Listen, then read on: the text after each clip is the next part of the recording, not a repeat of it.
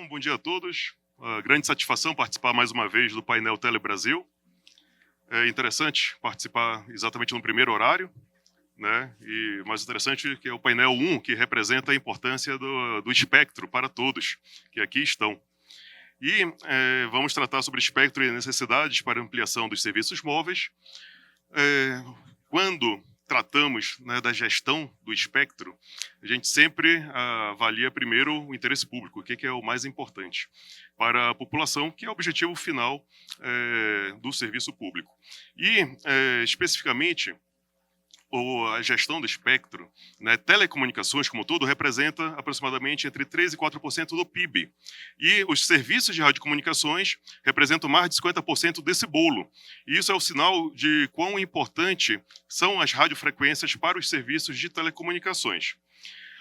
A gestão do espectro envolve passado, presente e futuro, e a gente está passando em um momento, né, muito importante. Tivemos a licitação de 2021, né, o leilão 5G, onde o Brasil foi um exemplo para os outros países, com um leilão não arrecadatório, e temos investimentos garantidos até 2030.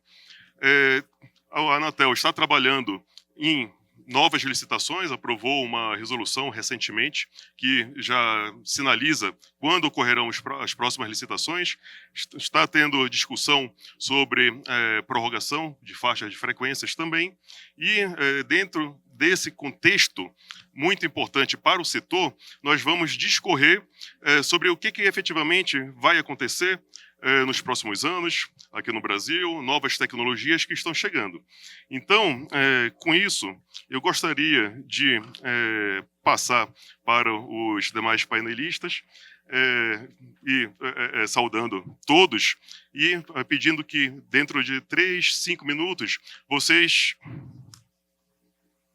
Entrou um rádio bem aqui no meio, mas dentro de 3, 5 minutos, vocês façam suas considerações iniciais para depois termos perguntas e respostas. Então, eu gostaria de começar com a Larissa. Larissa, com 3, 5 minutos, você pode discorrer inicialmente, né, sobre os temas que você achar mais pertinentes para o nosso painel aqui, e, posteriormente, a gente vai ter essas rodadas de perguntas e respostas, na expectativa de termos tempo para a abertura para a plateia também. Então, você tem a palavra, Larissa. Obrigada, Agostinho. Bom dia a todos. É uma satisfação para a GCMA estar presente em mais uma edição do Painel Telebrasil. Particularmente, minha primeira vez sendo palestrante, então estou muito contente de estar aqui com vocês. Agradeço na pessoa do presidente Marcos Ferrari o convite. E, bom, espectro é o DNA do trabalho da GCMA e a prioridade zero para os nossos membros, para a indústria móvel, porque, afinal de contas, trata-se do oxigênio dessa indústria. E ontem, na abertura, nós percebemos, né, que tantos avanços foram feitos em termos de colocar o Brasil como líder do 5G global, em termos de uma cobertura aí de 94% de população conectada com tecnologia 4G ou superior. E realmente o ponto central, a pedra angular de tudo isso são políticas de espectro bem orientadas, bem feitas, para realmente incluir e atingir, né, os rincões, mais variados rincões do nosso país.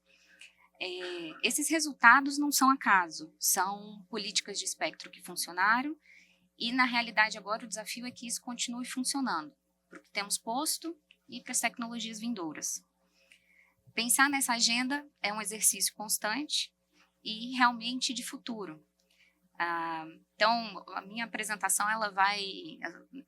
um pouco que eu vou discorrer, trazer alguns números globais, como tem se estruturado o diálogo pensando em CG. Isso realmente é bastante apelativo, mas requer um planejamento de longo prazo. Espectro é pensar para frente.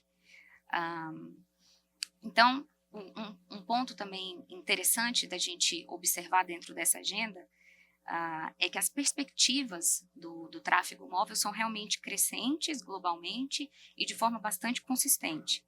Ainda que a taxa percentual de crescimento desacelere nos próximos anos, o volume absoluto segue aumentando de forma significativa. Então, o desafio das operadoras não diminui. Na realidade, ele ainda é mais complexo, pois a cada ano se adiciona uma base muito maior de tráfego sobre a qual esse crescimento acontece. Ao mesmo tempo que as receitas se estagnam. Então, a pressão sobre a capacidade estrutural das redes exige políticas públicas que acompanhem essa nova realidade. Esses são os meus comentários iniciais e muito obrigada novamente. Muito obrigado, Larissa. Importante o que você falou sobre o que está ocorrendo em outras regiões, como, por exemplo, na Europa, que teve decisões recentes muito importantes que, de repente, pode nortear como boas práticas a serem adotadas na nossa região. Dito isso, Karan, gostaria de escutar de você suas falas iniciais. Bom dia a todos e a todas. Obrigado, Telebrasil, pelo convite, em nome da Ferrari, da Mariana. É uma satisfação compor essa mesa, né, com os amigos, com o Bruno, com o Cadu, com o Oscar, com a Larissa e Agostinho, né, que trabalhamos juntos aí nos últimos anos, continuamos trabalhando juntos, né, Agostinho? Bom, o que eu posso trazer? Primeiramente, quero agradecer a todos os colegas que aqui estão, a audiência, em especial os colegas da Anatel. Eu vejo aqui também o superintendente, via Leia, via a Suzana, o Nilo ali, não muda para o canal 2 não, 3 não, fica no canal 1 todo mundo, que o Nilo concorrente está ali, colega. Mas sem estar aqui hoje, né, é o trabalho conjunto de todos da agência, de todas as superintendências, escutando todo o setor. É um trabalho conjunto de verificar o que é mais sustentável, não só tecnicamente, economicamente, para modelos econômicos para o Brasil. Então, assim o fizemos ao longo desses últimos anos para garantir um espectro para todas as tecnologias. Fizemos o leilão em 2021, garantindo aí grande parte do espectro, não só no que tange a 2.3, 3,5, 26 GB, mas um êxito no que tange ao 5G em especial, com 1.933 já cidades com a tecnologia 5G. Aí quando você olha só o 3,5, esse número chega na ordem de 1.500, mas quando você compõe todas as tecnologias 5G e todas as frequências, já esse universo chegando já quase 60 mil estações Adil-Base com a tecnologia 5G. Mais de 60 milhões de usuários usando a tecnologia 5G. Nós temos desafios? Temos grandes desafios, né? O Brasil é muito grande, é continental, nós temos ainda milhares de localidades, não vou dizer nem municípios, localidades, que vão precisar de novos planejamentos, novos investimentos. No que tange as metas do edital, do certame do 5G de 21, a gente está muito feliz com os resultados, com antecipação de metas que ocorreram até o final do ano passado, que era localidades acima de 200 mil, e os adensamentos correspondentes, né, chegando nesse número de mais de 60 mil, quase 60 mil estações radiobases e atendendo em 1.900 cidades. Temos ainda um gap a ser atendido para cumprir 100% da meta de 26, que é em torno de, já temos 980 cidades atendidas, temos que atender 1.300 pelo edital. Mas estamos ainda no mês de maio, temos aí muitos meses ainda para se cumprir.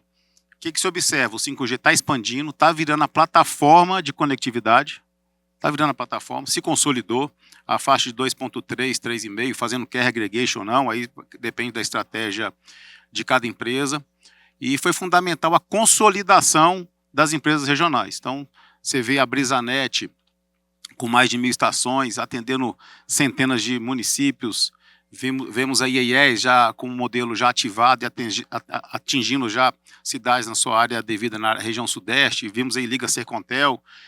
Então a gente tem um êxito das empresas que estão entrando para fazer frente à competição e garantir um quarto player.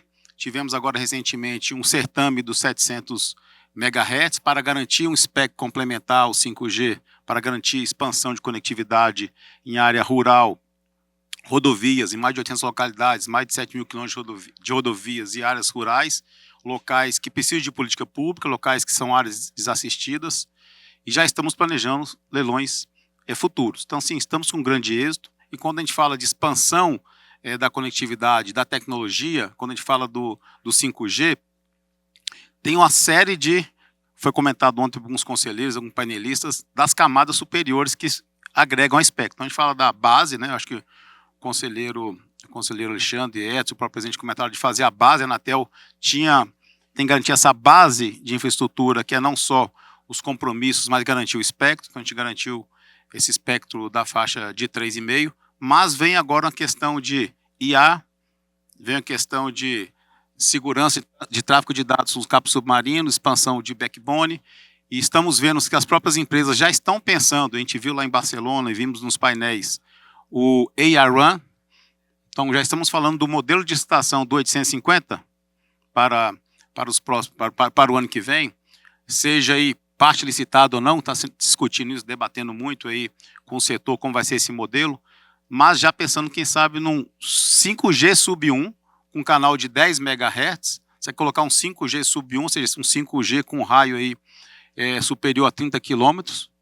Então, você vai trazer o benefício do 5G, não só para a área urbana, para a área rural e suburbana, com o 850, e agora estamos falando do AR-RAN, que já não é, por incrível que pareça, já é realidade para as próximas RFPs das empresas colocar esse modelo aí, de inteligência artificial para garantir eficiência, slicing e outros modelos futuros. Então, a gente está muito satisfeito e realizado como estamos avançando, planejando. Temos agora que pensar, como o Conselho Diretor aprovou, no plano de espectro futuro, o planejamento já avisado ao Tribunal de Contas da União, do que a Anatel está pensando para o futuro, dando segurança e previsibilidade para recursos, para garantia, para captar recursos, e o setor está ciente, quem quer participar já sabe, vai ter um leilão em 28, em 32, em 36, das faixas A, B e C, para essas tecnologias. Então, vou entrar, vou participar, vou compor. Então, acho que essa previsibilidade a Anatel está conseguindo dar e o setor está avançando. Muito bom, Vinícius. E apenas complementando, além da antecipação das metas, o Brasil é referência em velocidade também no 5G, né, inclusive ganhando vários prêmios internacionais. 270 megabits por segundo, né, e subindo. Né, já chegamos no ponto, caímos um pouquinho, agora com o avanço e garantindo o standalone nos smartphones, é um diálogo que a gente está tendo até com a indústria dos fabricantes de smartphones, para garantir que o firmware dos smartphones vem com SA para todo mundo. Perfeito. Oscar, então, suas considerações iniciais? Bom dia a todos, obrigado aí pelo convite. Eu estava ouvindo o Vinícius e estava lembrando do início ali das discussões para a Lei Geral de Telecomunicação, onde toda essa questão de espectro foi muito, muito debatida, muito estudada, e sempre se tinha um consenso de que precisava ser criado um arcabouço que desse garantia jurídica para o investidor que ia pagar bilhões, e pagamos bilhões por essas frequências todas que vieram. E ali, depois, com a criação da Anatel, a própria Anatel, em toda a sua regulamentação, eu diria assim, foi uma das coisas mais relevantes que a Anatel fez, foi gerar essa garantia jurídica e de segurança para esses investimentos do móvel no país, né? O móvel no país aqui é um case espetacular aqui para o mundo, do que foi feito e o tempo que foi feito. E agora nós estamos no momento de discutir várias renovações de frequências que vieram justamente daquela época de banda A, banda B, né? Em especial o 850. Né? O 850 é uma frequência estruturante para todas as empresas, né, que utilizam. É uma frequência que dá uma capilaridade, ela espalha muito mais, ela vai para áreas rurais. As rodovias, a maior parte das rodovias são utilizadas com essa frequência, de cobertura com essa frequência. E a preocupação que a gente enfrenta é que hoje essa frequência de 850 ela tem 2 blocos, né, que veio lá dos leilões de banda A e banda B. 2 blocos de 12,5 MHz e temos 3 empresas que utilizam. Então, nenhuma empresa tem uma cobertura nacional em 850. E agora, nós estamos justamente nessa discussão de licitação, com o debate de fazer uma licitação parcial, quer dizer, de uma parte das frequências, e da outra parte fazer um refarming com renovação, né? De forma que teria 3 blocos, 10 mais 10 mais 10. Né? Então, é isso que a gente vai debater sobre isso. Eu acho que esse é um dos pontos mais relevantes. Por isso, eu queria já começar colocando ele de vez. Tá bom? Obrigado. Obrigado, Oscar. Cadu, tens a palavra. Perfeito. Bom dia a todos e todas. É um prazer estar aqui representando a mim para compartilhar nossa visão de futuro sobre algo tão relevante para o setor de telecomunicações. Saúdo as pessoas com quem divido este painel e faço isso cumprimentando o Vinícius Caran, superintendente da agência, que tem a missão de fazer o direcionamento técnico do espectro no Brasil e, portanto, é uma figura central aqui no painel. E olhando aqui de cima, eu posso dizer que o painel 1 é o mais concorrido, tem a maior audiência. Tenho certeza que é por causa dele que a gente está com essa audiência, não só em quantidade, mas em qualidade também. Vejo aqui o ex-conselheiro Perrone ouvindo a gente. Tenho certeza que é por conta do Caran que a gente está com essa audiência qualificada. O pessoal lá está sintonizado num também. Eu gostaria de começar a fazer minha contribuição fazendo um resgate histórico de três questões. Primeira, a minha participação no seminário recente realizado, seminário setorial, ou de política de telecomunicações, em fevereiro. Depois eu resgato um pouco da contribuição do Mário no painel que ele participou ontem, o Brasil no foco dos investimentos na infraestrutura digital, né? Tem sempre falar do capo, é sempre bom. E depois eu queria falar do capo do meu capo, né? Que foi a participação, alguns números trazidos pelo Alberto, né? Como CEO da TIM e presidente da Telebrasil, na participação dele ontem, né? Então, fazendo o primeiro resgate, em fevereiro eu participei desse painel, a gente falou, né, também de radiofrequência, e assim como o Oscar já teve a oportunidade de ressaltar a questão dos modelos não arrecadatórios, como esse tipo de leilão se tornou uma referência internacional, né, colocando a Anatel em evidência nesse sentido, e o sucesso que isso estava trazendo em termos de benefício para a sociedade. Que, de fato, né, ao ser não arrecadatório, as contrapartidas acabam fazendo muito sentido, e a perfeita calibração, né, entre o custo-benefício, né, de abrir mão de arrecadação em contrapartida de obrigações de investimento em infraestrutura, com certeza tornaram a equação bastante positiva.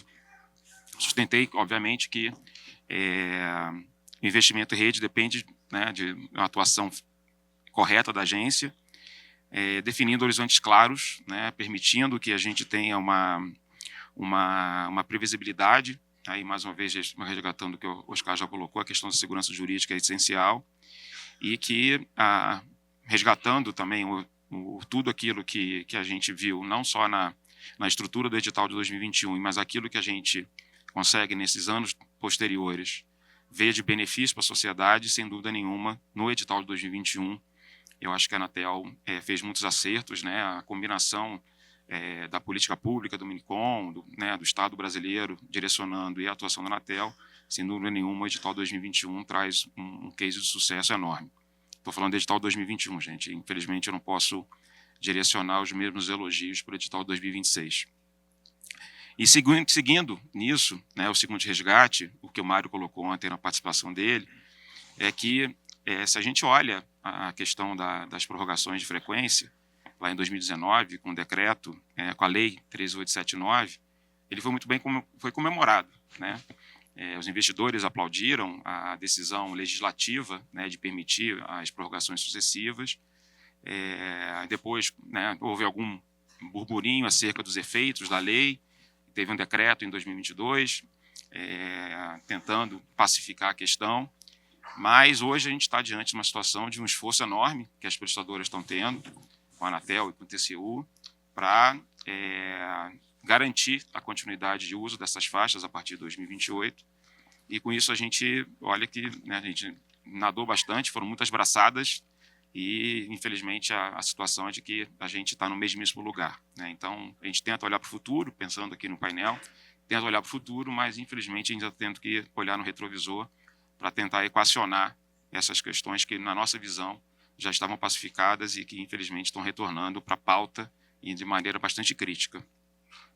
E, finalizando essa contribuição inicial, resgato um pouco dos números que o Alberto trouxe ontem no painel dele, né, na fala dele, ressaltando, né, que a gente está diante de 3 décadas de investimento basicamente privado, né, são bilhões e bilhões de reais investidos na infraestrutura brasileira, E, olhando para o 5G, já alcança 70% da população brasileira em menos de 4 anos, né? Então, é uma curva excelente, sem dúvida nenhuma. E o Brasil hoje opera a 4ª rede com maior velocidade no mundo. Isso permitiu que 4 milhões de pequenos empreendedores abrissem suas atividades com base na tecnologia, e que só existe esses recursos tecnológicos porque existe uma rede de suporte, infraestrutura de telecomunicações, habilitando isso. Tá? E eu acho que, né, ficamos com esse desafio que foi lançado pelo Alberto ontem, que o o grande salto agora é transformar o Brasil conectado no Brasil digital.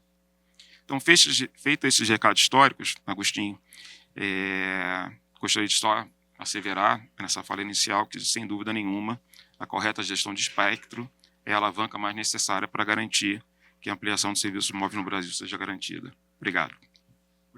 Obrigado, Cadu. Então, vamos agora escutar do Bruno sobre as evoluções, né? O que é a Huawei, né? A visão da Huawei, né? Em relação ao 5G Advanced, 6G. Né? Então, Bruno, suas considerações iniciais sobre o nosso painel. Claro, Agostinho, muito obrigado aí pela oportunidade de participar desse painel. Fico muito feliz de estar aqui acompanhado de diversas personalidades da indústria.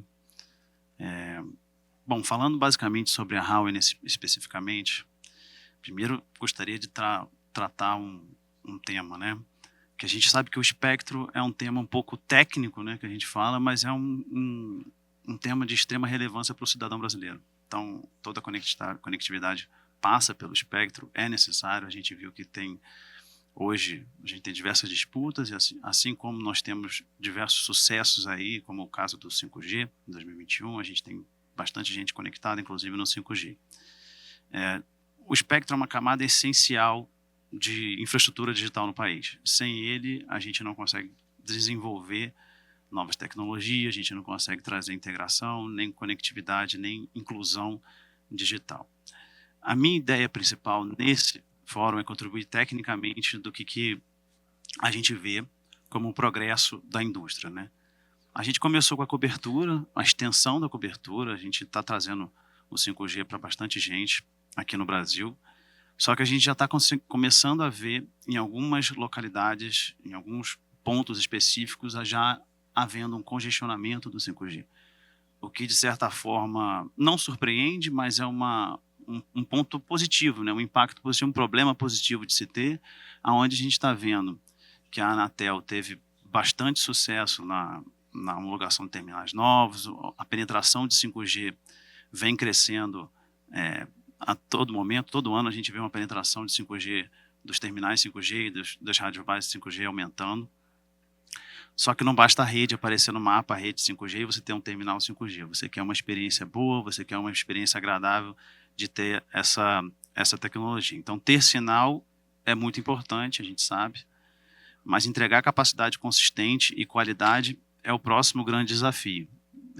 O 5G, por característica do 3,5, tem uma frequência mais alta, então é mais difícil você conseguir penetrar indoor. E a Huawei, nesse ponto, é o nosso grande papel. É a gente trazer o que temos de melhor para cada megahertz que for leiloado, ou que for implementado no Brasil, seja utilizado de forma máxima, né? Então, a gente quer ter sempre novos rádios, Massive MIMO, Beamform, sempre novas soluções de software.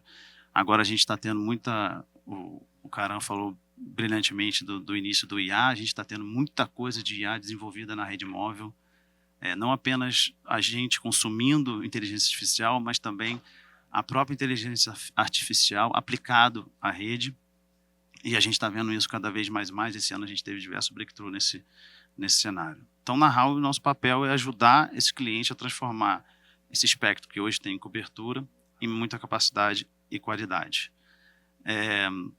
Basicamente, o que a gente gostaria de comentar é isso. A Huawei é uma empresa de tecnologia que a gente vem ajudando, e a gente vê o 5G Advanced, né, já que a gente começou um pouquinho falando sobre isso, é uma nova forma de você trazer mais eficiência para o 5G, talvez com novos espectros, novas funcionalidades, só que isso eu acho que a gente discorre um pouco mais à continuidade do painel. Muito obrigado. Bruno, aproveitando que você já fez a sua introdução, para a gente mudar um pouco a sequência, como que você vê a questão da necessidade de espectro para o 5.5, o 5G Advanced e para o 6G? Primeiro eu queria introduzir o que é o 5G Advanced, né? Nem todo mundo talvez tenha familiaridade no que é 5G Advanced. O 5G Advanced, ele veio como o 3GPP Release 18. O que é isso? É uma especificação global que traz novas tecnologias, novas funcionalidades para o 5G. Até o tema de inteligência artificial está lá dentro, temos soluções onde a gente faz priorizações em certos cenários. Então, o espectro, propriamente dito, é parte principal desse novo elemento, dessa nova tecnologia, né? Só que muito do que a gente já tem consegue reutilizar para o 5G Advanced. Então, o Karan também mencionou do 3,5, do 2.3, que já está havendo agregações de portadora. Isso é um primeiro passo para o 5G Advanced, onde a gente traz mais capacidade, mais qualidade, mais velocidade para o cliente. Começamos aí, hoje a gente está em 270 MB de velocidade, né, como foi mencionado. Isso é uma velocidade muito boa. É difícil a gente utilizar aplicações onde são necessários hoje mais de 270 MB.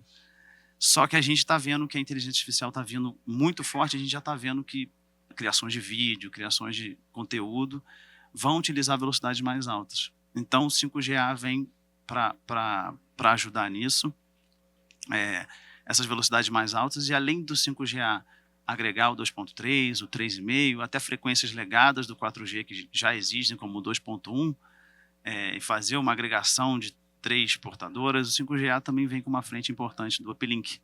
O uplink foi um tema onde, vamos lá, até 2022 a gente não falava muito, era um tema que a gente comentava, principalmente para eficiência espectral, mas hoje é uma grande discussão da indústria. O uplink hoje é tão importante quanto o downlink.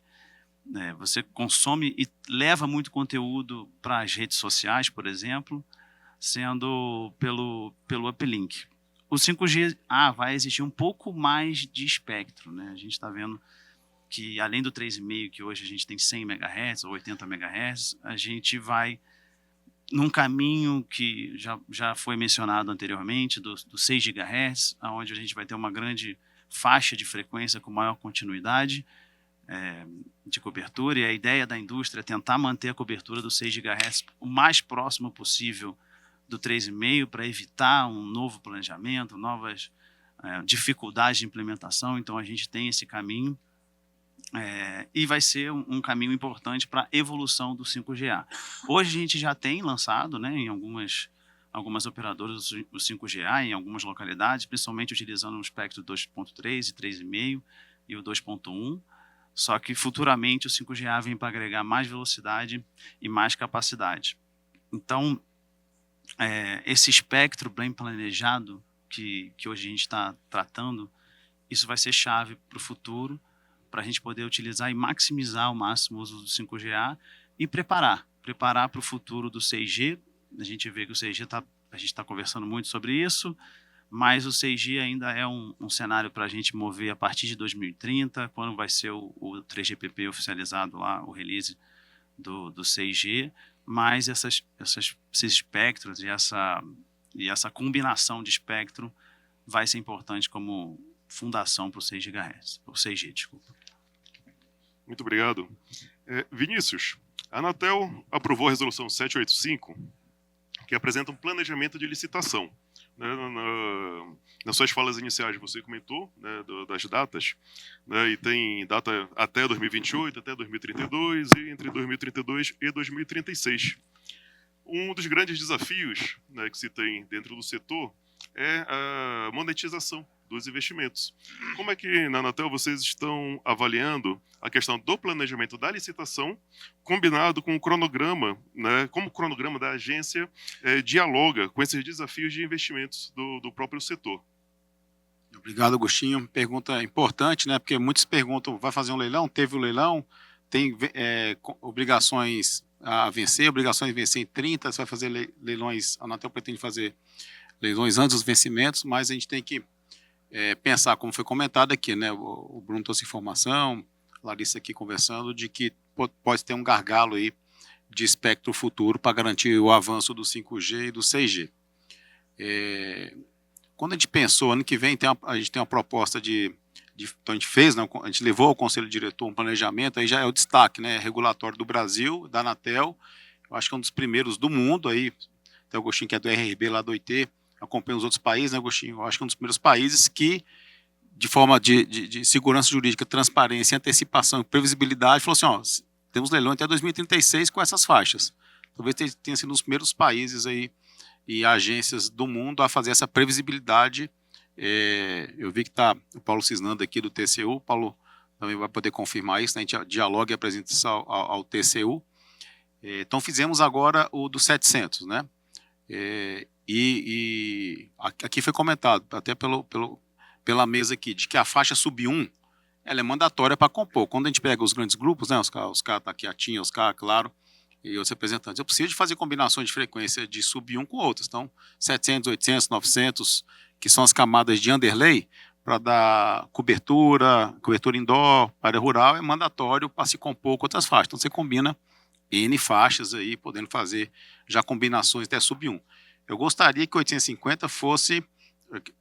Cara, tá, não é na tela não, posso falar como cara, como técnico aqui, que fosse 2 canais aqui, não briga comigo não, aqui, tá aqui aí, ó. 2 canais de 15, para ser 5G sub 1. Era a minha idealização técnica, mas aí, conversando com os pares, com todos da casa, com todas as contribuições, com todo o setor e a competição, viu-se que 3 blocos de 10 era mais eficiente. Aí acalmou meu coração, porque eu fiquei sabendo que vão se implantar 5G, canais de 10 MHz e 850. Então, eu falei, então, se já é possível fazer o 5G sub 1 com 850 com um canal de 10, então eu fiquei mais tranquilo. Porque quando a gente fala de 5G, né, lá atrás, falando de amps, os canais eram de 30 kHz, né, 30 kHz. Depois foi para 200 kHz, 1.25 MHz, 5 MHz, canais de 10, estamos falando de canais de 100 agora no 5G, estamos falando de canais de 200 para o 6G, no 6 GB, e canais de 400, 800 em 11 mm. Então, quando se fala que vai ter o 5G para a população brasileira sub 1, para dar o potencial do que o 5G pode propiciar, ainda que seja em canal de 10, eu fico feliz. Então, teve essa proposta, teve esse leilão agora para garantir uma camada de underlay para se agregar com 3,5 para os competidores que estão se consolidando no mercado. Acho que foi um êxito, né, que a gente espera que saia a homologação ainda hoje, para assinar o termo de compromisso. Para o ano que vem, tem a faixa aí de 850, que foi a proposta encaminhada para o Conselho Diretor desses 3 blocos de 10, mas se pode fazer 5G, então fico bem tranquilo, mas eu acho que é importante esse debate de que as grandes operadoras PMS mandatoriamente precisam desse espectro para garantir a cobertura, um planejamento, né? A rede está estável, né? Quando a gente fala de banda A e banda B, o planejamento das redes está estável, operando, e concordo que tem que se pensar muito para evitar qualquer impacto aí na continuação da prestação do serviço das operadoras na banda banda B, com o RIFARM tendo um terceiro bloco a ser licitado, e aí vai ser... Só uma parte, principalmente para as pessoas que usam, e que tem uma quantidade grande de pessoas que usam para celulares 2G e 3G, 2G e 3G only, né? E na realidade, assim, são as pessoas ativo importante que estão justamente naquela franja social mais fragilizadas, né? E com dispositivos máquina-máquina. Exato. Então, assim, é importante, né? Tem que pensar nesse planejamento, né? Quando a gente fala das empresas poderem já usar 5G em 850 canais de 10, obviamente as operadoras têm que fazer um planejamento desse phase-out aí de desligue dos dispositivos 2G, 3G, que hoje são milhares ainda, né? Então tem que pensar nesse planejamento para casar com os compromissos, né? Então o leilão tem que ocorrer ano que vem, porque a faixa vence em 2028, e ter esse planejamento, aí cabe cada operadora de manter as portadoras 2G, 3G, 4G ou futuramente 5G. E aí também um trabalho muito importante que também propôs, a gente está aguardando a decisão do Conselho Diretor, da faixa de 6 GB. Aí o Brasil também foi um dos primeiros a criar o slogan. A gente quer a patente aí, o pessoal da SOC quer a patente. Quem que criou o slogan? 6 GB para Quem a que SOC, eu, Kim, Sidney ali, 6 GB para o 6G, 2 anos atrás, hein? 6 GB para o 6G, porque não tinha um padrão ainda, ninguém acreditava no 6 GB para o 6G, todo mundo pensava em ondas acima de 15 GHz, né? E a gente viu, não. É mandatório por causa de mobilidade, cobertura e sustentabilidade, quantidade de estações, terminais, garantir a mobilidade para o 6G, tem uma frequência menor e o 6G está se consolidando, né? Eu estou vendo que o 6G está se consolidando na vida global. Tive informações, Agostinho, talvez tenha mais informação que eu, ou talvez até representante aqui da Howard, que até os Estados Unidos está pensando em rever o 6 GB para IMT, ou parte, né? Então, acho que mais uma vez tomamos a decisão acertada. Então, o Conselho está para apreciar, para soltarmos a consulta pública. A proposta inicial seria aí ter 3 blocos de 200 para 3 players, ficaria um bloco de 100 MHz, e já estamos estudando, já como item da agenda da própria WRC, quem sabe aí entrar no 7 GB. Então já nem está falando de 6 GB, o 6 GB já está a página virada, vai ser o 6G no 6 GB, já pensando no 7 GB, talvez um pedacinho do 4.9 para pegar esse mais 100 e ter 4 players com 200 MHz para ter o 6G no Brasil. Então, 850, tem o 2.3 sobras onde não foi vendido, tem um pedacinho ainda do 3,5, né? Ali um pedacinho de 20 MHz que não ficou licitado até para verificarmos, finalizar a questão da migração para a banda KU do TVRO. Então agora a gente pode pensar já não estamos com risco dessas interferências. Então 850, tem o 2.3, tem o 6 GB que é o mandatório. Tem-se aí o 4 GB que você comentou, que está em discussão, não na região 2, né, mas outras regiões já estão pensando, quem sabe o Brasil vem adotar. O 7 GB é um item de agenda que também estamos pensando futuramente. Então, assim, parar, pensar, é muito espectro, é muita tecnologia, como compõe esses compromissos que você comentou, para não causar um caos no setor, né, de tecnologia, espectro, né, também a gente não quer reserva de espectro, nem espectro excedente, tem que ser planejado. Mas chama atenção aqui, aí vou também fazer uma crítica, né? A Anatel trabalha, eu acho que ouvindo o setor e disponibilizando o espectro de forma muito eficiente, mas você ceder muito espectro, eu vou apanhar aqui nessa minha fala aqui, mas faz parte, né? Acho que atrapalha um pouco o adensamento de site. Eu fui otimizador de rede, planejador de rede também. Você coloca site novo, você coloca espectro. E nesses 110 mil sites que o Brasil tem, colocou-se muitas faixas nesse. Então, congestionou, coloca mais espectro. Congestionou, coloca mais espectro. Então, foi 700, 800, 900. Então, o site está com 500 rádios lá pendurado, com todas as tecnologias. Que é positivo, está com capacidade e a população bem atendida. Mas e novos sites, né? Então, pensar talvez também nessa questão de adensamento. O PERT está avaliando localidades, são mais de 4 mil novas localidades sem atendimento. Então, os próprios leilões vão ter que pensar nisso. Mas onde já temos atendimentos, temos que pensar no adensamento positivo, né? Talvez mais sites ajude a fazer esse equilíbrio, esse balanceamento, investimento de sites e frequências. Obrigado, Vinícius. Aproveitando, né, os seus comentários, ainda tem tempo. Vai lá em 850 MHz, a banda 26, porque você está migrando da banda 5 do 3GPP para a banda 26, e é bloco de 35 mais 35 MHz. Aqui no Brasil, você acabou adotando um bloco de 5 mais 5 para questões militares, né, mas caso venha a ser repensado isso daí, teria 35 mais 35. E aproveitando sua fala de planejamento, em relação aos 600 MHz, o que a Anatel está discutindo? Essa pergunta, o gostinho rapaz. Bom, 600 MHz hoje é da radiodifusão, mandatoriamente é destinado à radiodifusão. A gente fez um estudo recente, subimos ao Conselho Diretor agora no PDFF a faixa de 300 MHz, para garantir aí 12 canais adicionais ao HF e VHF para a radiodifusão, começar a TV 3.0, uma política pública do governo federal para lançar a TV 3.0 Brasília, Rio e São Paulo antes da Copa do Mundo, e né, se iniciou já os testes piloto. Se discutiu, então sim, até naquela, talvez o mundo ideal, se eu tivesse 4 blocos de 15, sub 1, 2 em 600, em 2 em 800, para ter as 4 operadoras ou outras operadoras usando 5G com 15, sub-1 fosse uma ideia. Mas eu já tenho esse potencial de usar 5G com 10 MHz no 850. O 600, a discussão é, a radiodifusão teria interesse em migrar toda para o 300? A gente sabe que não comporta.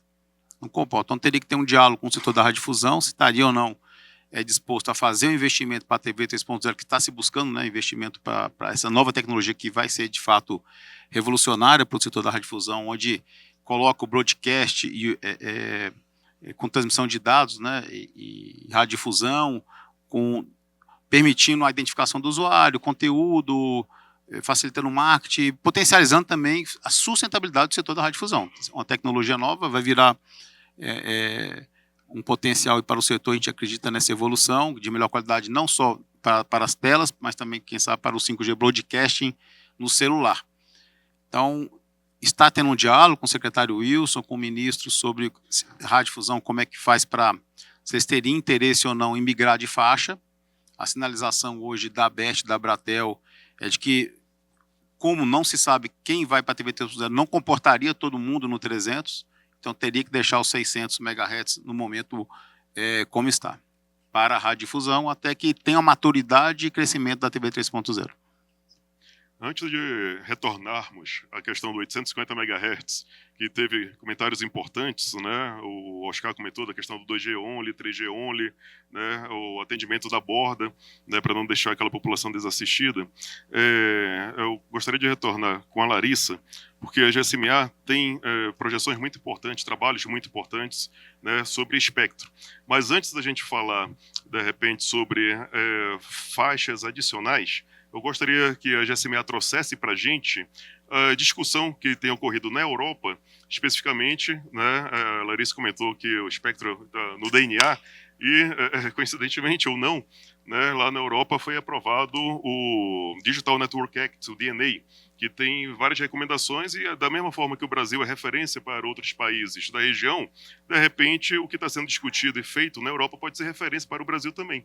Então, se você pudesse compartilhar conosco o que tem sido feito e discutido na Europa relacionado ao DNA, né, eu agradeceria bastante. Obrigada, Agostinho, pela pergunta. O DNA, na realidade, ele é um projeto bastante ambicioso, tem algumas especificidades bastante sensíveis dentro dessa discussão, mas no ponto de vista da agenda de espectro, realmente foi algo que as operadoras na Europa abraçaram e estão bastante satisfeitas com algumas projeções futuras, alguma segurança que esse projeto vai trazer. Ele atualmente está em discussão no Parlamento Europeu, então ainda tem algumas etapas a serem seguidas. Estima-se que mais ou menos 2 anos de discussão para, de fato, ter o projeto aprovado, mas de forma bastante disruptiva, eu diria. O DNA ele tem alguns elementos centrais, como a transição automática para as licenças de espectro com duração indefinida, renovação automática para as atuais. Então, isso substitui esse modelo de autorizações mais curtas que geram incerteza para uma indústria que precisa fazer investimentos de longo prazo e realmente poder perceber esse retorno ao investimento. Então, além dessas estratégias de espectro mais a longo prazo, uma metodologia de precificação também mais focada no investimento e ênfase no compartilhamento. Isso é especialmente importante no momento em que, na próxima década, aproximadamente 500 licenças de espectro vão expirar na Europa. Então, realmente é bem tempestiva essa discussão que está acontecendo por lá. E a lógica por trás dessa mudança é, de fato, aumentar a previsibilidade e dar segurança para os investimentos de longo prazo, especialmente no 5G e nas futuras tecnologias. A expectativa com essas renovações automáticas e esses custos mais baixos com as licenças é que podem aumentar as velocidades em até 23% e gerar até 75 bilhões de euros de impacto no PIB dessa região até 2035. Outro ponto relevante é a tentativa de corrigir algumas distorções do modelo atual europeu. Nos últimos 10 anos, os preços de espectro triplicaram na Europa, enquanto as receitas por megahertz caíram pela metade, pressionando a capacidade por investimento.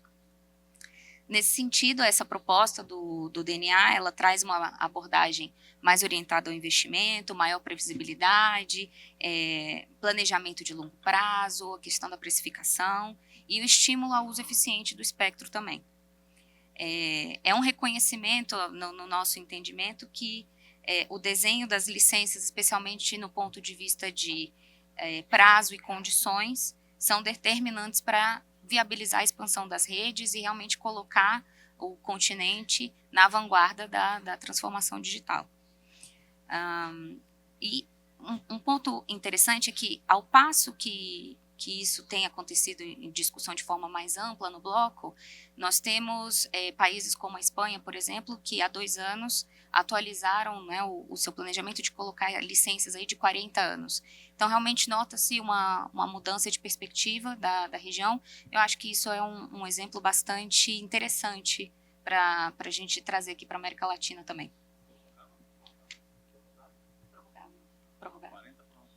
40 prorrogado. Muito bom, Larissa. E acho que isso daí pode vir a ser um exemplo para o Brasil. Por um lado, nós temos, e que é conhecido, dado a experiência internacional, quando chega perto ao vencimento de uma licença que você não tem certeza se vai conseguir prorrogar, tem um gap de investimento, né? Então as coisas são congeladas por um tempo até ter uma certeza, uma segurança jurídica. Pelo outro, também tem que garantir a questão da competição. E, retornando à questão do 850 MHz, uma vez que envolve muito o que está ocorrendo agora no Brasil, o que está sendo discutido na Europa, que de repente pode ser uma boa referência para a gente, eu gostaria de escutar do Cadu e, na sequência, do Oscar, né? Eles já anteciparam um pouco, mas como vocês visualizam o impacto de uma não prorrogação ou uma possível incerteza, né, entre prorrogar e não prorrogar, porque agora a gente está falando de 850 MHz, mas depois vai vir 1.8, 2.1, né? Então, como é que vocês visualizam esses impactos, tanto de um futuro leilão full, né, ou se não tiver o leilão full completo, que seja somente de um bloco, como é que vocês avaliam essas opções? Perfeito, Agostinho. Vamos lá. Então, acho que é importante contextualizar. No final de 2025, as prestadoras apresentaram à Anatel um pedido de solicitação de solução consensual, prevista na IN 91 de 2022 do TCU. A área técnica, né, nos meses seguintes, fez uma análise bastante profunda de tudo que foi, né, levado pelas prestadoras.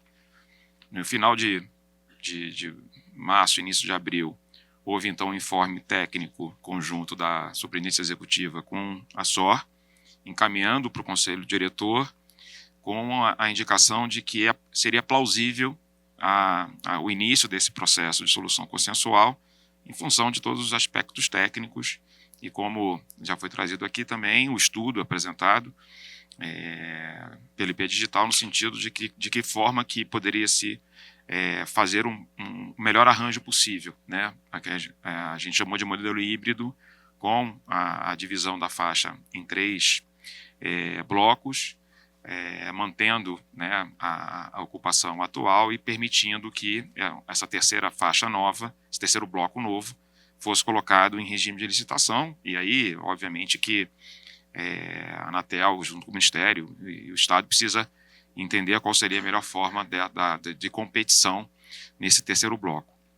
O processo foi remetido ao Conselho Diretor, o voto 44 do presidente Baigorre, concluiu pela conveniência e oportunidade, né, de propor efetivamente ao TCU essa solução consensual. Foi feito esse encaminhamento, a gente teve a oportunidade de já ter uma reunião inicial com o TCU para começar a discutir o processo, e a gente, de fato, entende que esse é o melhor caminho para que a gente possa garantir o melhor resultado para a sociedade, né? A faixa é utilizada hoje por cerca de 35 milhões de acessos, uma maioria expressiva dessa base com soluções de conectividade IoT M2M. Então, não podemos deixar isso de fora nessa análise do efetivo uso da faixa ainda. Como o Caran colocou, né, a gente tendo sucesso nessa solução consensual e nesse encaminhamento do modelo híbrido, obviamente que um planejamento de phase-out disso tem que ser muito bem trabalhado pelas áreas técnicas das empresas junto com a Anatel. Então, como falei, são 35 milhões de usuários, muitos deles com relação, tem uma característica de são terminais obsoletos, né, que são 2G ou 3G only, que eles não podem ser excluídos, né, da conectividade, né, por mais que seja conectividade mais analógica, mas ele não pode ser excluído, tem que ser pensado. Todas as áreas, né, mais desassistidas em termos de cobertura. Então, tudo isso tem que ser sopesado e a gente tem certeza que esse caminho iniciado na solução consensual é olhar para o futuro, né, olhar no retrovisor, mas é a forma correta de a gente entregar o melhor resultado para a sociedade. Obrigado. Oscar? Bom, acho que o Cadu falou tudo, praticamente. Agora, nós temos, assim, foram anos para construir toda essa infraestrutura, né? E nós somos um país, nós não somos um país rico ainda, né? Ter que desmontar parte para ser reconstruído tudo de novo, assim, não me parece que seja o desejado, né? Então, vocês imaginem, nós aqui da Claro, a gente cobre toda a região norte com 850, né, em 3G. Se a gente numa licitação não ganhar essa região, mesmo porque a minuta do edital que foi para consulta pública, a regionalização é diferente da regionalização atual que veio do 5G, né? Então, assim, não vai dar, mesmo bidando, não vai dar para você garantir a localidade que você está, entendeu? Então, assim, e a proposta que a gente está colocando, ela não tem nenhum... É inteligente, porque a gente se junta aqueles 5 MHz que foi da Nextel no passado, mais 2,5 dos 2 blocos que tem, para formar um bloco inicial ali de 10 MHz. E esse pode ser licitado, né? E a Anatel provavelmente vai licitar, disponibilizando um primeiro leilão para as empresas que entraram no leilão de 5G, as empresas regionais, como estou vendo aqui o Roberto, né? Essa licitação para isso, para a Brisanet, para a Unifique, papapá. E os outros 2 blocos, continua todo mundo no seu lugar, né? Mais ou menos o quê? Oi? Não, mas ninguém tem em todo lugar. Ninguém tem em todo lugar. A Claro não tem no Brasil inteiro. A Vivo não tem no Brasil inteiro. A TIM não tem no Brasil inteiro. Tem umas que tem mais e outras tem menos. Mas isso já está assim, a estrutura já está toda feita, né? E a mudança do 850 para outra tecnologia vai ser gradual, né? Não dá para tirar... Se a gente tiver que refazer tudo isso, a cobertura vai diminuir, e vai diminuir justamente nas áreas mais difíceis, as que não tem DPL positivo, né? Oscar, sem dúvida, estou contribuindo. A solução da licitação e as consequências dela, sem dúvida, vai ser o maior custo de transação para o setor e com o maior risco de serviço para os usuários de uma camada menos privilegiada, né? Acho que são 2 questões a serem ponderadas de maneira pensar na eficiência e na consequência, né? 10 segundos. Do Vinícius ter até mais do que os 10 segundos, só lembrando que no Brasil, na realidade, são mais de 4 mil municípios com VPL negativo, né?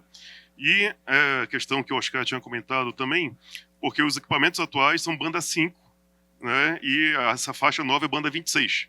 Então, se ficar na parte de baixo do espectro, não vai conversar com o sistema. E uma coisa que ocorre no Brasil, e que até então foi muito bem sucedida, é esse investimento em cobertura, né? Mas tem que pensar na questão também da demanda, da capacidade do usuário, né? Então, o dispositivo que ele tem que ser compatível com a estação rádio base. Né? Então, com isso, Vinícius, você tem a palavra e fique bem à vontade para... Não, 10 segundos.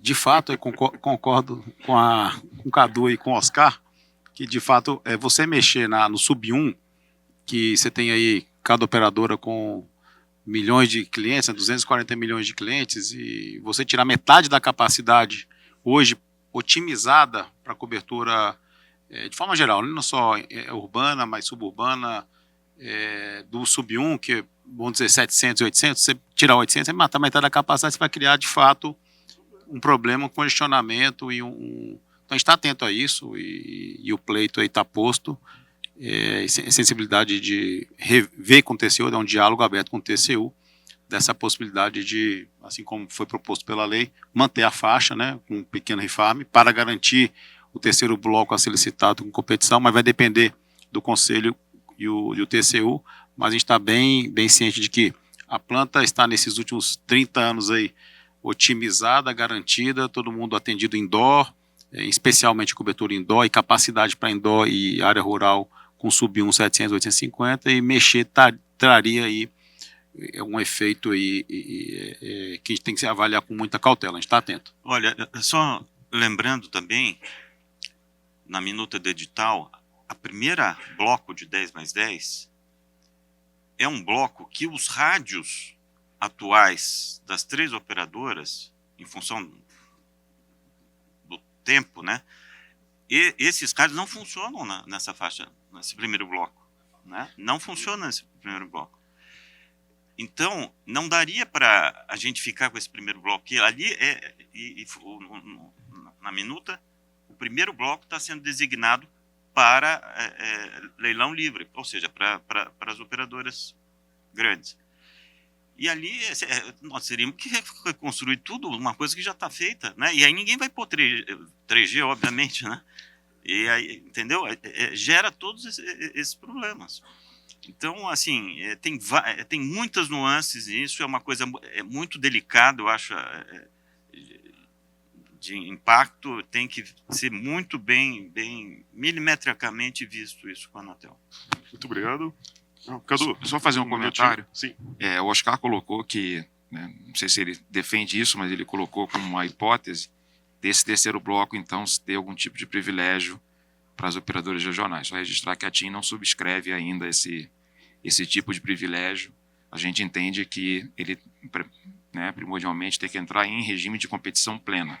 Se as empresas, né, as MNOs, entenderem que vale a pena investir, né, numa outra camada de rede, nessa faixa também, para aumentar o seu espectro, a gente, né, defende que o regime tem que ser livre de competição em qualquer prestadora interessada na coisa, como bem colocou o Oscar e ressaltou o Caran. A gente não tem outorga nacional nessa faixa, né? Temos de maneira regionalizada, a gente tem o menor porção de espectro, né, em 850, então a prima facie não tem por que a gente não permitir que a TIM avance em termos de extensão geográfica na faixa de 850 também. Obrigado. Antes da gente retornar para o Bruno falar sobre a evolução tecnológica, o cronograma como ele vê, dado o cenário brasileiro, gostaria de escutar da GCMA, né, um resumo dos estudos sobre demanda de espectro que foi feito. Então, Larissa, por gentileza. Claro, Agostinho, obrigada mais uma vez. Acho que um dos pontos centrais, a gente a cada década lança um relatório com essas necessidades futuras. Então, no começo desse ano, a gente lançou o Visão 2040 e as necessidades de espectro para o desenvolvimento, né, do ecossistema, pensando na Conferência Mundial de Rádio do próximo ano, já algumas discussões que estão sendo apontadas para 2031. E esse relatório, um dos principais pontos que ele traz é que as cidades com mais de 50% de população urbana começarão a enfrentar restrições de capacidade de rede ao redor ali de 2030. Então, foi um ponto que o Bruno tocou brevemente. Então, assim, essa necessidade de espectro em faixas médias vai ser ampliada para evitar essa congestão. Então, entre 2035 e 2040, estima-se que seja necessário uma média entre 2,4 a 3,3 GHz de espectro adicional em faixas médias do que hoje já está estabelecido. Bom, pensar espectro é um exercício de longo prazo, como a gente vem falando aqui. Então, uma coisa é identificar, uma coisa é seguir internacionalmente as discussões, já que trata-se de uma indústria de escala, mas, por outro, tem os problemas, né, mais locais e de dia a dia, talvez, que a gente precise endereçar. Mas, nesse sentido, eu acho que o Karan já bem abordou a questão desse roadmap de espectro que a Anatel criou. Acho que isso traz uma previsibilidade para o setor, para as discussões, mas realmente é um processo a construído a quatro mãos, né? Editais precisam desse complemento da visão do setor privado, qual o melhor momento para acontecer, características, a precificação, como eu trouxe na minha fala inicial.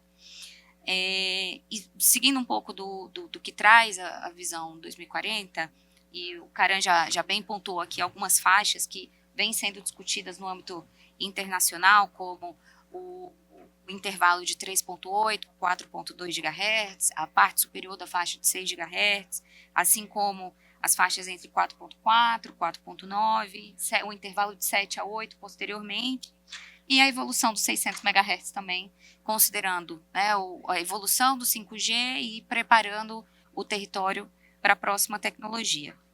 E um ponto também que o Karan tocou, que apareceu nesse nosso estudo, para o 5G a gente falou de canais aí de até 100 MHz. E para o desenvolvimento dessa tecnologia, para acomodar o tráfego que vai ser gerado com esses novos serviços, já fala-se aí canais ao redor de 200 a 400 MHz.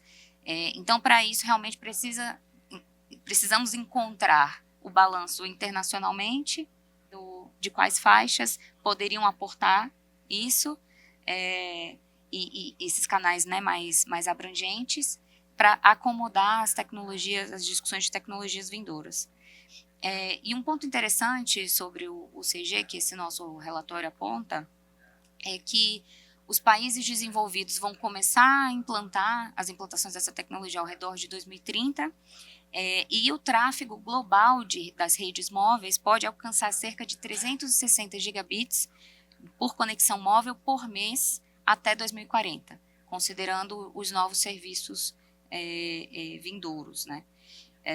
E um dos pontos, talvez, aí, principais para a gente continuar pensando, né, a robustez do setor e realmente a continuidade, a perenidade do serviço móvel, é criar as condicionantes necessárias e particulares para que as políticas públicas sejam pensadas para habilitar esse alinhamento entre o setor público e privado. Um outro estudo que nós temos trata dos preços globais de espectro. Eu acho que esse é um ponto interessante de abordar quando a gente está tratando de renovações e futuros editais.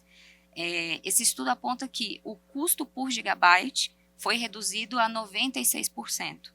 Mas há um contrassenso interessante, porque enquanto os preços para os usuários caíram, o custo relacionado ao espectro para as operadoras não acompanhou a mesma dinâmica.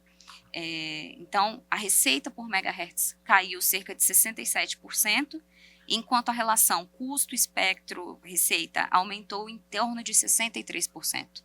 Então, na prática, o que acontece? Espectro, como eu falei na abertura, é essa pedra angular do serviço móvel, mas se torna um elemento oneroso nessa estrutura.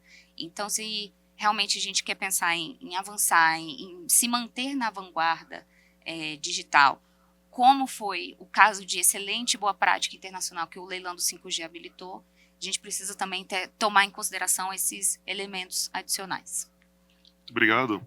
Então, dado esse pano de fundo, Bruno, como é que a Huawei, né, avalia, assim, projeta um cronograma de evolução das tecnologias, dado o passo que nós temos dado no 5G. Então, o 5G tem evoluído rápido. Como é que vocês avaliam um cronograma, né, viável para o Brasil, né, para o 6G, 5.5G, dado esse rol de faixas, esse cardápio de faixas que nós temos aqui no Brasil?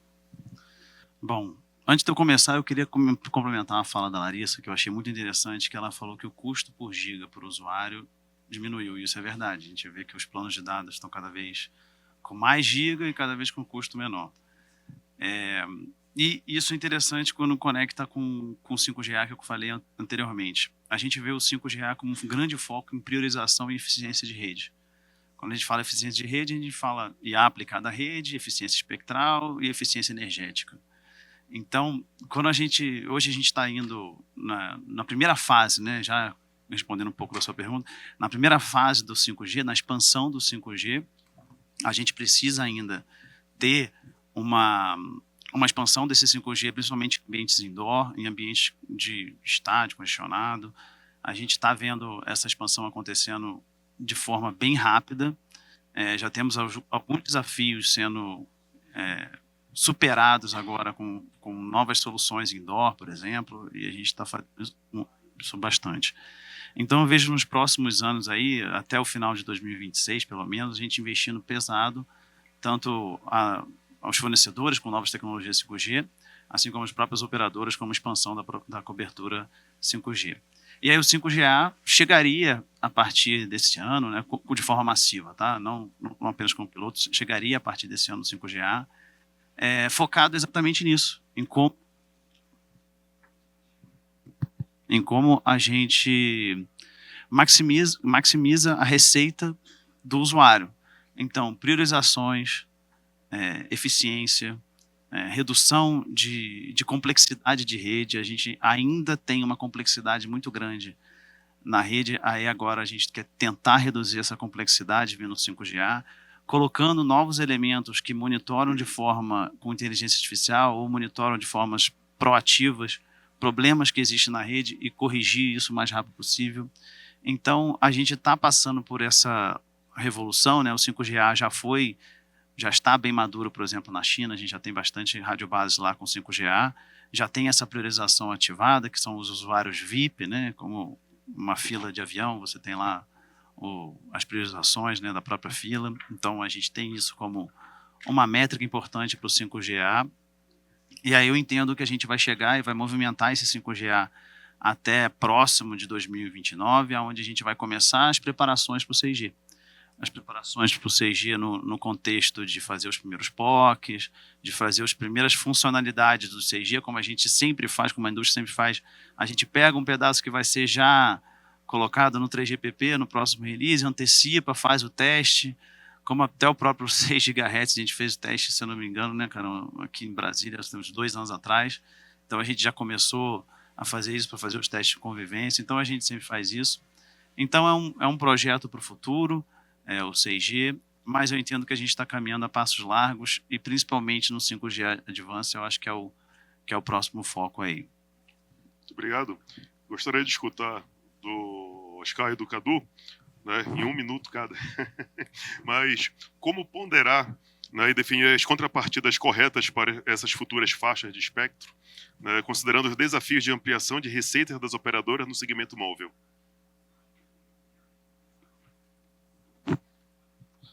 Foi difícil essa. Não, então, Agostinho, assim, olhando, sem entrar muito nessa dimensão de receita, que é sempre um desafio, e eu deixo mais a nossa área de marketing de potencializar e maximizar o investimento nos leilões. Olhando as contrapartidas, a gente não tem nenhum preconceito com relação ao cardápio, mais tipicamente sendo utilizado pela Anatel. Fato, ainda existe um gap de cobertura em muitas localidades do nosso país. É preciso atacar esse gap. Aí a gente faz conexão com outras iniciativas da Anatel, como as obrigações de fazer nos processos sancionatórios, onde existe um direcionamento disso também. Então, essas situações de, digamos assim, os investimentos para N usuários, a gente vê com bastante, encara de maneira positiva. em algum momento a gente vai ter que passar para situações de atendimento individuais, como também obrigações de fazer já estão sendo tratadas, como escolas, universidades, etc. Aqui a gente tem um pouco mais de dificuldade de encaixar o modelo de negócio, mas o cardápio que a Anatel tipicamente utiliza, a gente entende que está adequado ainda, existe bastante espaço para avançar, mas o grande desafio aqui é sempre que essas obrigações sejam bem valoradas, né? A gente tem algumas fricções com a Anatel, justamente na hora de discutir a metodologia de cálculo dessas obrigações. A gente tem algumas bateções de cabeça lá com a SCP para ter acesso a esses detalhes, para a gente poder entender melhor isso e poder direcionar de forma correta nossas análises. Mas eu acho que em termos de estrutura, a atual está bem encaminhada. Oscar? Eu Em um minuto, desculpa o tempo. tá acho que bom, não. estão me Eu avisando concordo com o que o Cadu está falando. Evidentemente, isso começa com a precificação da frequência, né?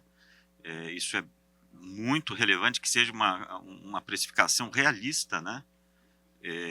A gente entende que, por exemplo, no caso do 5G, se precificou uma disruptura de modelos e de negócio que ia ser... Não aconteceu isso, né?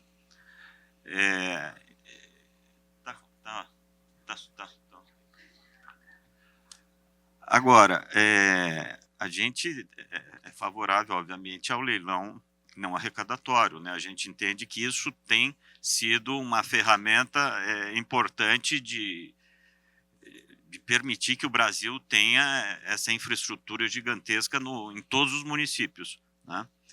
Então, eu acho também que a gente não sabe bem o que a EIA, a quantidade de tráfego que vai vir em função da EIA, né? Inclusive, eu gostaria até de fazer uma pergunta para o Bruno. Está se falando muito, né, de trazer o processamento de computação mais para a ponta, né, podendo até estar na ERB, né, isso como talvez uma oportunidade das operadoras a fazerem tokenização e etc. Como é que está isso na visão da Huawei? Isso está desenvolvendo bastante rápido. A gente já está vendo, a gente já tem em roadmap, vamos lá, banda base que já tem chip de inteligência artificial. Então, é basicamente um ajuste de conceito, né? Se a gente vai colocar próximo apenas isso para melhorar a operação de rede, propriamente dito, então eu ver um problema antes, ou você flexibilizar isso para venda para outro, como se fosse um mini data center dentro da banda base. Então, o produto vai ter, e aí depois a gente, como que a gente vai fazer o modelo, tem que ser falado futuramente. Então, gostaria só da palavra final do Vinícius. 30 segundos, Vinícius, que a gente já passou do tempo e estou pedindo para a gente encerrar aqui. 30 segundos. Bom, primeiramente, eu tenho que enaltecer que o trabalho das operadoras, as nacionais, regionais, a evolução do 5G está sendo eficiente, foi falado em 40 bilhões de investimento.